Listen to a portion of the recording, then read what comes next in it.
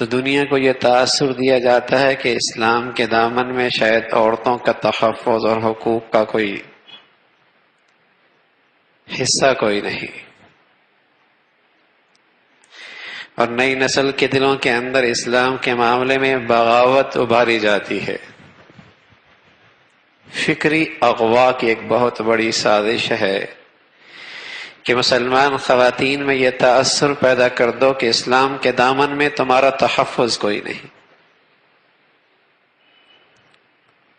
سڑکوں پر، روڈوں پر، ایوانوں پر، T V کی اسکرینوں پر وہ اپنے مردوں پہ ایسی برس رہی ہوتی ہیں کہ تصور بھی نہیں ہوتا کہ یہ بھی مسلمان کی خواتین ہیں، لیکن انہیں بھول اس لیے ہوئی کہ انہیں اسلامی تعلیمات سے بے خبر رکھا گیا کہ جو تحفظ اور جو مرتبہ اور جو عزت اور جو اعزاز اس کائنات میں اسلام نے عورت کو دیا ہے، کسی تہذیب کے حصے میں کچھ نہیں۔ اللہ کے نبی صلی اللہ علیہ وسلم کا ایک بہت پیارا ارشاد ہے، آپ علیہ الصلوۃ والسلام فرمایا کرتے تھے، خیارکم خیارکم خیارکم خیارکم لنسائکم وانا خیارکم لنسائی، او کما قال علیہ الصلوۃ والسلام۔ فرمایا تم میں سب سے بہتر وہ ہے جو اپنی عورتوں کے حق میں سب سے بہتر ہے۔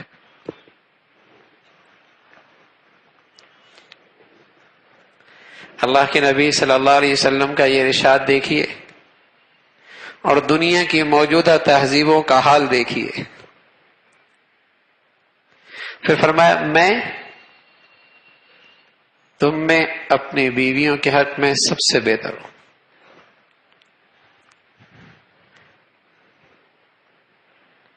دنیا کے جن تہذیبوں میں عورتوں کے حقوق کے ڈھنڈورے پیٹے جا رہے ہیں، وہاں عورت کی حیثیت ٹیشو پیپر سے زیادہ نہیں ہے۔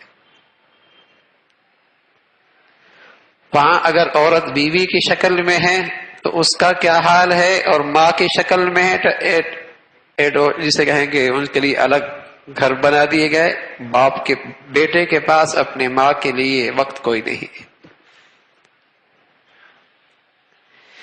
بیٹی ہے تو وہ اپنی باپ کی شفقت سے محروم ہے، ماں ہے تو اپنے بیٹے کی خدمت سے محروم ہے، اور بیوی ہے تو اپنے شوہر کی توجہ سے محروم۔